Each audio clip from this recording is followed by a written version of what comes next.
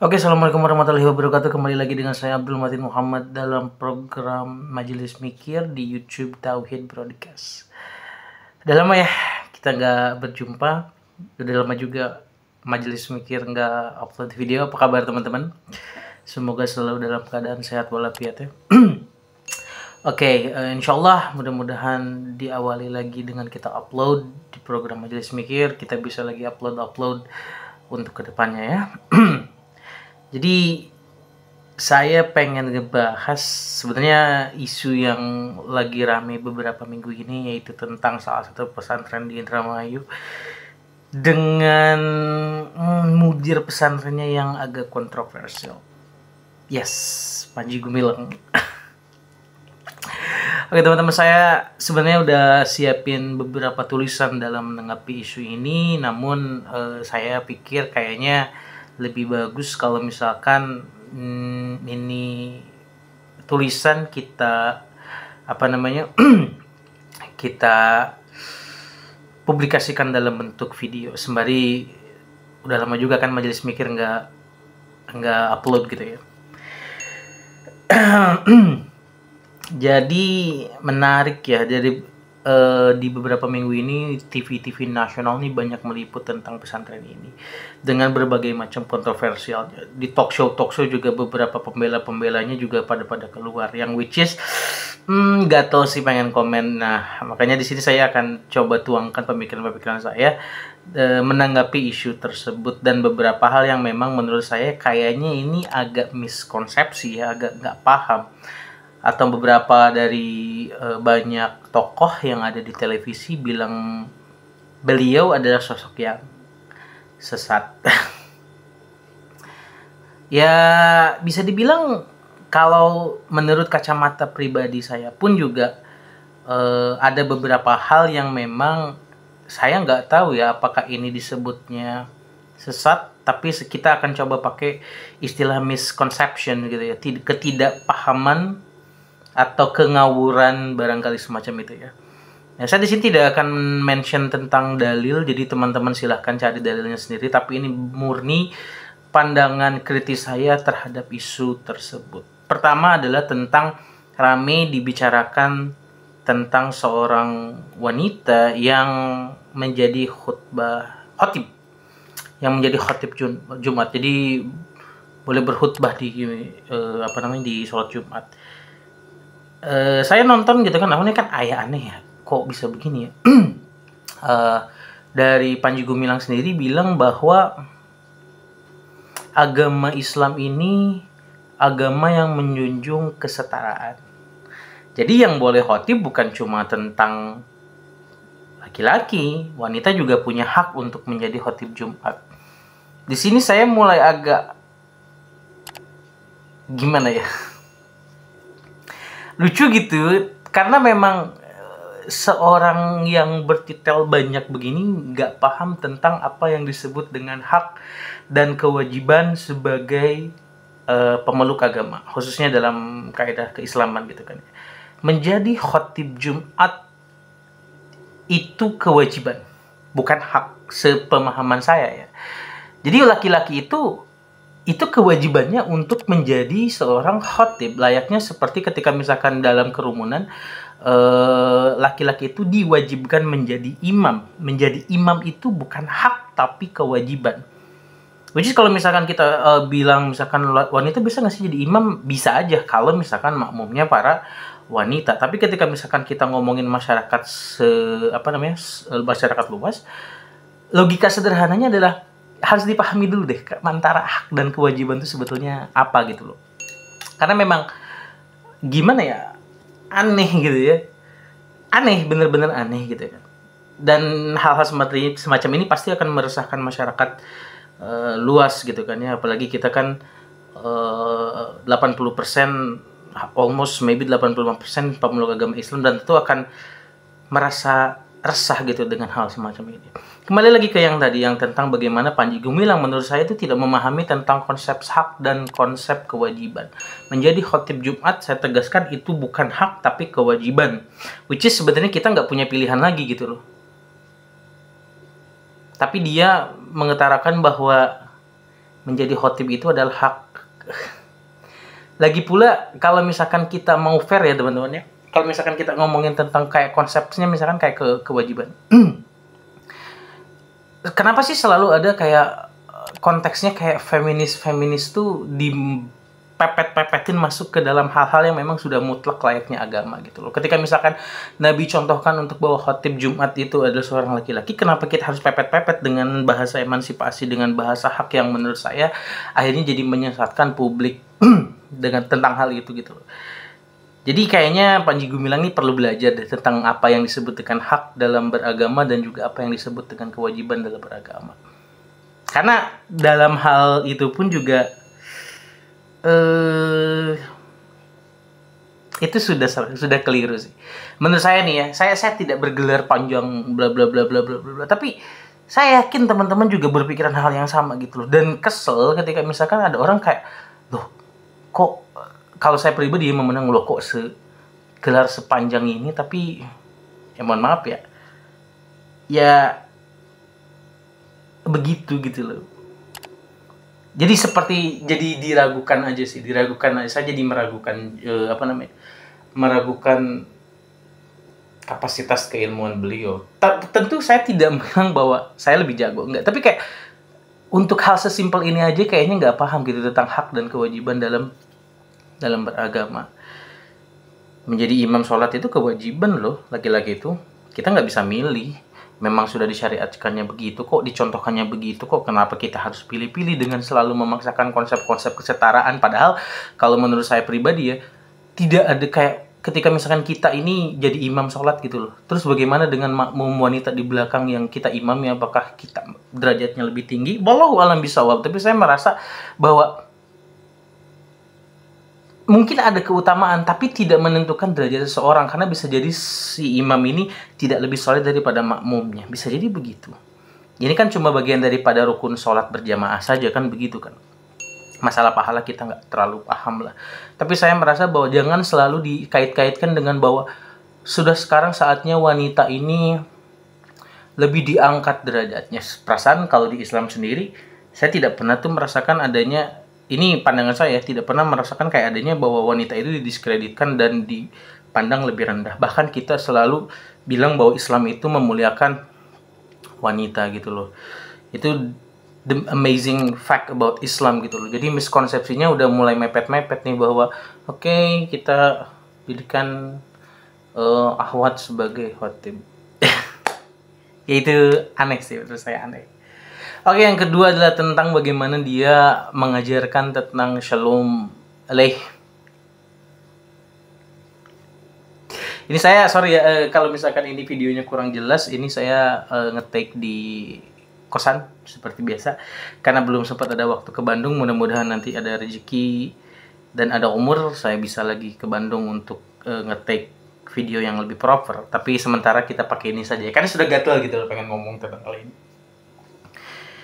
Lanjut tentang yang tadi ngomongin Shalom alaihim, dibilang sebagai bagian daripada toleransi, yang menurut saya kayaknya Panji Gumilang juga harus paham deh what is the meaning of tolerance gitu. Sederhananya saya menganggap bahwa toleransi itu adalah tidak mengganggu satu sama lain, respect, menghargai. Misalkan contoh begini deh, ketika misalkan ada seorang penganut Kristiani, dia sedang beribadah di hari Minggu, saya tidak akan ganggu itu, dan that's the proof that I'm tolerance gitu loh. Itu bukti bahwa saya ini toleransi terhadap orang Kristiani gitu kan, dengan tidak mengganggu peribadatannya. Ya terserah mau melakukan itu. Begitupun juga misalkan ketika umat Kristiani melihat saya sholat dan dia tidak mocking, dia tidak dalam tanda kutip mengganggu peribadatan saya, itu juga bukti bahwa orang Kristiani itu juga sudah toleran terhadap saya. Nah, Panji Gumilang ini memaknai toleransi adalah dengan dicampur-campur, akhirnya jadi kayak pluralisme gitu loh. Orangnya jadi kayak nyampur-nyampur gitu. Padahal di Islam tegas bahwa, saya nggak tahu agama lain, tapi di Islam tegas bahwa ketika kita menyerupai satu kaum, maka kita adalah bagian daripada kaum tersebut. Saya kutip dari berbagai macam sumber bahwa Shalom alaihim bla bla bla yang dijanjiin itu ya, itu bagian daripada tata cara peribadatan orang Yahudi yang saya pahami, yang saya kutip itu. Dengan dasar toleransi dia begitu. Dan yang jadi lucu adalah kenapa harus Shalom Aleichem aja gitu loh. Sedangkan saya lihat di beberapa podcast beliau, wawancara beliau Assalamualaikum dan Shalom Aleichem. Assalamualaikum, Shalom Aleichem. Kalau misalkan mau toleransi, kenapa agama-agama yang lain nggak di nggak di mention juga gitu loh. Ini memang ada beberapa video yang dia mention juga kayak semacam layaknya politisi ya, salam-salam yang berbeda-beda begitu. Tapi kebanyakan ini yang Shalom Aleichem ini kayaknya dia ada keistimewaan gitu ya, ada keistimewaan dari si Shalom Aleichem ini. Saya nggak tahu apa, cuman ya sebagai awam sih saya memandang kayak bukannya lakum dinukum waliyadin ya. Bagimu agamamu dan bagiku agamaku, dan kita tidak mencampurkan satu sama lain. That's the meaning of tolerance. Oke, nggak jadi masalah ada orang Kristiani, ada orang Hindu, ada orang Buddha. But as a Muslim ya kalian juga harus kayak, saya nggak ngerti dari dulu kayak kok kenapa ya the meaning of tolerance itu selalu harus orang Islam yang dalam tanda kutip ikut sama hal-hal yang berbau agama-agama lain. Saya nggak terlalu paham kenapa itu bisa terjadi. Jadi kalau saya sih lihatnya ini bukan bentuk dari toleransi ya, ini bentuk di mana Panji Gumilang mencoba mencampur-campurkan ajaran-ajaran yang ada. That's why kenapa Panji Gumilang sempat disinyalir katanya bahwa dia penganut aliran Islam Bugis yang suka nyampur-nyampurin gitu. Berbeda-beda. The meaning of Bhinneka Tunggal Ika, berbeda-beda tetapi satu jiwa, itu di garis bawahi bahwa berbeda-beda bukan untuk menjadi satu, tapi maksudnya bukan kita beda nih terus kita jadi satu kelompok, enggak, tapi kita tuh berbeda-beda tapi kita punya visi yang sama tentang misalkan kemakmuran negeri ini, tapi kita tidak menghilangkan konteks perbedaan itu gitu. Kita tetap beda tapi kita tetap punya visi misi yang sama. Oke, yuk kita majukan negeri ini, yuk kita bikin jaya negeri ini, yuk kita bantu sesama, yuk kita. Itu yang saya pahami tentang konsep Bhinneka Tunggal Ika. Makanya aneh ya kalau misalkan teman-teman juga ada yang berpikir yang sama. Terserah deh ya teman-teman, mau bilang saya kadrun kayak atau apa, terserah. Tapi coba teman-teman introspeksi diri. Hati-hati loh bahwa hari ini tuh the meaning of tolerance tuh bukan lagi tentang bagaimana kita menghargai orang. Karena kayaknya nggak cukup untuk menghargai doang gitu loh. Jadi toleransi itu baru kita dibilang toleransi itu loh ketika misalkan kita ikut serta dalam peribadatan orang lain. Makanya kan waktu sholat Idul Fitri kemarin tuh yang ramai itu ada seorang Kristiani di sana yang juga ikut sholat Idul Fitri. Which is, kenapa ya? Saya aneh aja sih berpikir kayak kenapa ya? Maksudnya apa gunanya, apa manfaatnya juga gitu loh, mau menunjukin apa juga, malah kan jatuhnya jadi kontroversial karena kita paham betul loh, even yang awam-awam juga kayak ngerti kayak udah deh masa juga kita harus ikut kebaktian di gereja dengan misalkan maksud untuk menunjukkan ketoleransian. Enggak lah, saya punya teman gitu kan, nah ini bentuk toleransi yang menurut saya bener ya. Saya punya teman seorang Kristen, ya sudah kita tetap, sorry ya sudah kita kayak tetap berteman, berkawan, bersanda gurau, ya sudah gitu loh. Masalah ketika peribatan ya masing-masing. Dan the good things about my friends adalah dia ngerti. Misalkan ketika saya ngomong, saya nggak minta maaf, tapi ketika misalkan dia kan suka ngucapin kayak selamat Hari Raya Idul Fitri, saya bilang kan makasih. Terus saya bilang kayak, bro sorry ya, gue bukan yang ini bukan bukan sisi personal yang gue mau tunjukin, tapi memang sisi akidah yang gue anut adalah gue nggak bisa nih kayak misalkan sama kayak lu ngucapin selamat ke gue, karena mungkin pemahaman dalam konteks lu dan buat lu beda gitu loh. Dan dia ngerti dengan apa yang saya percayai, akidah yang saya anut, dia paham betul dan sudah, that's the meaning of tolerance. Dan lagian juga kalau misalkan bercandaan teman saya gitu ya, dia bilang kayak ya lu ngomongin misalkan selamat hari raya gue juga gunanya buat gue apa? Ya kita ketawa-tawa sih, kadang kita ketawa-tawa aja dengan, tapi ya nggak perlu terlalu serius lah gitu kan. Jadi memang satu, Panji Gumilang ini nggak ngerti tentang konsep hak dan kewajiban dalam Islam. Kedua, dia nggak ngerti juga tentang maksud dari toleransi menurut saya. Yang masalah azan, yang masalah apa, ya banyak kan maksudnya kontroversi-kontroversinya, tapi saya tuh garis bawahi dua itu, yang tentang dia nggak ngerti tentang hak dan kewajiban dalam sebagai muslim. Kedua, dia nggak ngerti apa itu toleransi menurut saya ya pribadi. Terserah deh, mungkin kalian juga di sini nanti bakal komen-komen tuh. Ini cara pandang seorang kadrun. Ya terserah ya, tapi silakan coba kembalikan ke hati masing-masing dan kita introspeksi diri masing-masing bahwa is that true? I mean like, apakah toleransi itu harus selalu kita nyemplung ke peribadatan orang? Atau memang kita hidup berdamai dalam perbedaan? Gitu. Itu yang saya garis bawahi. Dan ketika misalkan dari konteks dua inti aja ini ya, banyak akhirnya Ustadz yang bilang, atau bahkan dari MUI sendiri disinyalir katanya Panji Gumilang ini sesat gitu ya.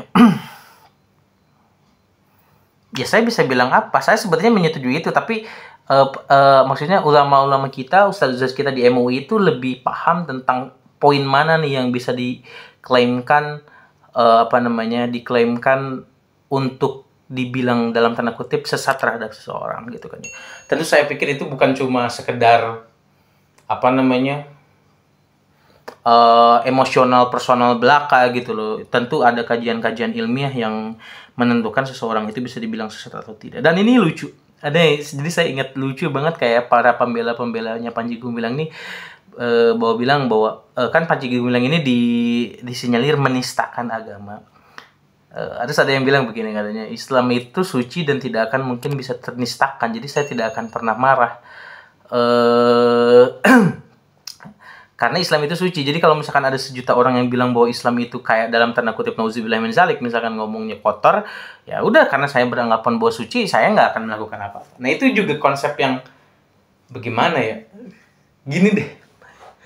Misalkan kalian nih orang tua ya, kita kan punya orang tua kan, kita punya orang tua. Kita tahu orang tua kita itu baik, orang tua kita itu soleha gitu kan. Bener-bener sebagai orang tua yang bertanggung jawab, bagus dalam mendidik anak. Terus ada orang lain yang menghina bapak kamu, yang which is bapak kamu dibilang A, B, C, D, F, nggak penyayang orang, misalkan nggak penyayang anak, pelit, galak, misalkan selalu main tangan dan sebagainya. Kamu sebagai orang yang tahu tentang hal itu, apa yang akan kamu lakukan? Bapak kamu yang tahu bapak kamu bagus tuh kamu loh. Pertanyaannya apa yang akan kamu lakukan? Normalnya sih ketika misalkan kita ketika kita misalkan ada orang yang menghina orang yang kita cintai, dan kita tahu bahwa apa yang dituduh-tuduhkan itu, apa yang disebarkan tentang rumor akan misalkan bapak kamu itu keliru. Normalnya ya, saya bilang normalnya kita pasti bakal marah dan membela bapak kita. I mean like, itu kayak fitrah natural aja kita sebagai manusia mencintai. Misalkan jangan kan kayak gitu deh, jangan bapak kalian deh. Ini sebenarnya salah ya, pacar kalian aja yang dihina orang, kalian pasti ngamuk. Karena apa haknya gitu loh untuk menghina-hina kan, semacam itu. Apalagi misalkan menebarkan fitnah dan kesesatan tentang misalkan orang yang kamu sayangi, apa yang akan kamu lakukan? Padahal kamu tahu orang ini tuh baik, orang yang kamu sayangi tuh baik sekali. Tentu kita akan bela dong ya, normalnya aja. Tapi ya wallahu alam, kita nggak paham juga ya landasan berpikirnya si bapak ini yang bilang bahwa hal semacam itu. I mean like, ya terserah, setiap orang punya pendapat masing-masing. Ini juga pendapat saya dong ya. Jadi memang ya terserah sih, cuman mungkin dia berpikiran ya semacam itu, ya mungkin ada benernya juga. Mungkin ya Islam itu suci dan tidak perlu dibela. Tapi ya kalau saya mah ya pasti bela sih kalau ada misalkan orang yang hina-hina Islam atau menyebarkan faham yang sesat dan mengatasnamakan Islam padahal Islam tidak begitu, saya akan bela sih. Terus ada yang pecah begini katanya, sesat itu kan haknya di Allah katanya ya. Bilang mengklaim manusia itu sesat itu kan haknya di Allah. Terus juga Allah itu tidak akan ternistakan. Harusnya kalau ini pecah sih, menurut saya sih pecah banget sih. Itu lucu banget di TV One, saya nonton di TV. Jadi teman-teman silakan cari Al Zaitun TV One di YouTube. Teman-teman bisa banyak referensi. Ada salah satu, saya nggak tahu ya dosen mana gitu, tapi saya juga nggak inget lagi namanya siapa. Tapi pecah banget, dia ngomong bahwa hanya Allah yang berhak untuk melaporkan seseorang telah menistakannya atau tidak. Jadi harusnya ya dalam terkait Allah ke Bares. Ini pecah sih menurut saya, kayak aduh. Ya coba deh teman-teman nilai deh dengan statement semacam itu, gimana menurut teman-teman? Apakah benar bahwa ya gimana ya, kita tahu bahwa seseorang sesat atau tidak itu karena Allah loh, karena karena Al-Quran yang Allah turunkan ke kita. Itu kan kalamullah ya. Kita tuh udah dikasih ke sisi sesatu A B C D E F G H I J K L M N lah gitu kan, banyak. Dan kayak bilang kayak hanya Allah yang boleh bilang bahwa oh seseorang itu sesat. Nah kalau misalkan Allah bilang lewat Quran, dia lewat Quran, Allah bilangnya lewat Quran, terus masih bisa dibilang bahwa ini gara-gara lu aja yang memahami seseorang sesat, bukan dari Allah sendiri gitu kan. Allah udah bilang itu sesat di Quran, bagaimana coba?